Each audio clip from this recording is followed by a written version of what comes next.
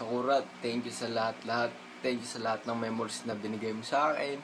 Yung unang-unang nag-kiss tayo dito sa bahay, sa sala.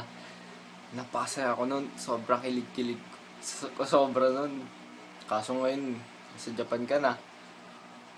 Wala na yun. Bali sa Skype na lang talaga tayo makapagkita. Pero okay lang yun. Kasi, kaya ko naman tiisin. Tsaka para sa'yo naman yun. Tsaka, naalala mo yung gumala tayo sa Summer Point. Di ba? Naglakad ako sobrang haba.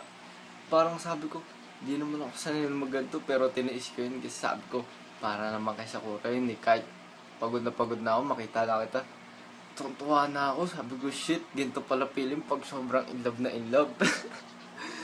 O, yun lang. Tapos, naalala mo yung first na umiyak ka sa akin. Yung first din na umiyak ako sa'yo. Parang alam mo yun, hindi ko akalain na iiyak ako.